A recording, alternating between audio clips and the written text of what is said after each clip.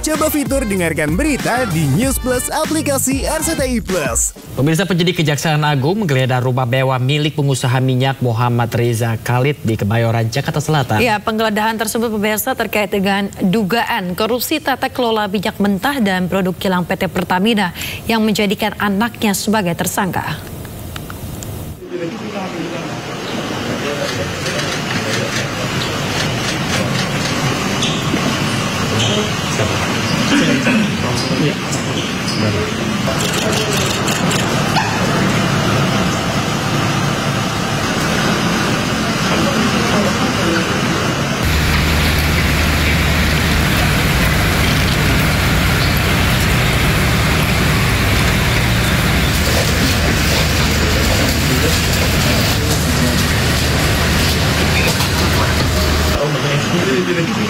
Pemirsa, penggeledahan di rumah yang berada di Jalan Jenggala 2 nomor 1 dilakukan sejak kemarin siang hingga malam.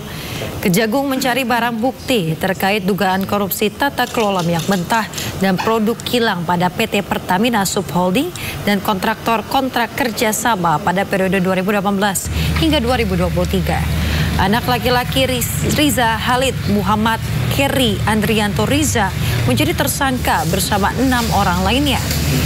4 diantaranya merupakan para petinggi Pertamina. Selain di rumah ini, pemirsa, penggeledahan juga dilakukan di 6 tempat.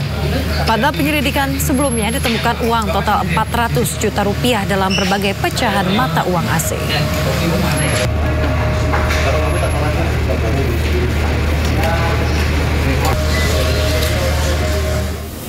Vice President Corporate Communication Pertamina, Fajar Joko Santoso, buka suara terkait dugaan korupsi yang melibatkan Subholding Pertamina. Ya, Pertamina menyatakan layanan distribusi BBM kepada masyarakat berjalan optimal.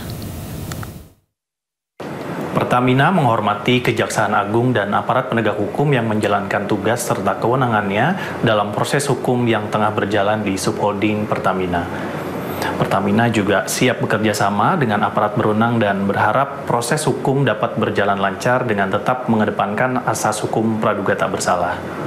Di tengah proses tersebut, Pertamina memastikan bahwa layanan distribusi energi kepada masyarakat di seluruh Indonesia tetap berjalan lancar dan Pertamina juga menjamin pelayanan distribusi energi kepada masyarakat tetap menjadi prioritas utama dan berjalan normal seperti biasa. Pemirsa, dugaan kasus korupsi tata kelola minyak mentah dan produk kilang merugikan negara hingga 193,7 triliun rupiah. Ulah para tersangka yang mengoplos RON 90 Pertalite menjadi RON 92 Pertamax ini juga sangat merugikan masyarakat. Nah, pemirsa, lalu bagaimana tanggapan warga terkait korupsi yang terjadi di perusahaan plat merah ini? Mari kita simak, ini dia liputannya. Mobil memang saya biasanya ngisinya Pertamax karena itu lebih bagus katanya kadarnya. Tapi kalau misalnya kasusnya dari Pertamax yang saya beli ternyata isinya itu Pertalite, itu merugikan banget. Karena kan dari harga aja itu 12.900 kalau Pertamax ya.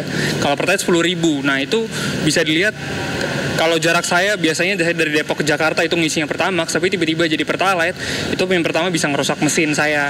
Karena saya biasanya memang ngisinya Pertamax. Terus yang kedua juga dari segi harga juga dibikinnya malah ke harganya Pertamax. Nah, itu menurut saya sih yang kayak gitu udah penipuan banget ya, karena saya tiap hari kerja menggunakan Pertamax itu nggak bagus loh untuk kayak gitu. Waduh, kalau dioplos kayak gitu berarti selama ini saya ngisi Pertamax ini dong rugi dong. Yang tadinya harga 10.000 ya kan Pertalite, kalau Pertamax 12.000 jadi rugi banyak. Dan apa ya, dari segi performa aja Pertamax kan lebih bagus ya setahu saya ya. Kalau diisi Pertalite jadi berkurang dong performa motor saya gitu. Pemirsa, Kejaksaan Agung menetapkan 7 orang tersangka dugaan kasus korupsi tata kelola minyak mentah dan produk kilang dalam PT Pertamina Persero Subholding dan K3KS tahun 2018 hingga 2023. 96 orang saksi termasuk 2 saksi ahli diperiksa untuk dimintai keterangan.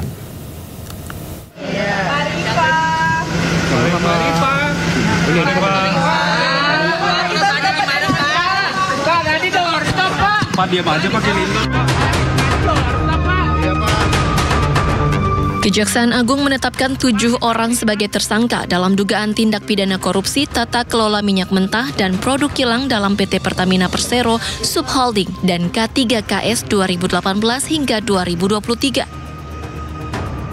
Penetapan tersangka dilakukan setelah penyidikan Jampitsus memeriksa 96 saksi dan meminta keterangan 2 saksi ahli dalam perkara tersebut.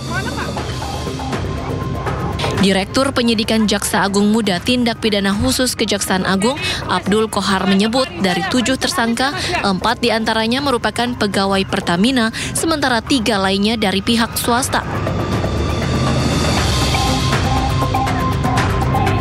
Kita temukan, kemudian dari bukti-bukti tersebut didalami, juga kita panggil ahli, juga alat bukti transaksi yang lain di mana alat bukti itu saling mendukung, sehingga pada malam hari ini yang bersangkutan kita tetapkan sebagai tersangka. Terhadap tersangka ini ada 7, ini ada 5 tersangka atau 6 yang sudah diperiksa sebelumnya sebagai saksi.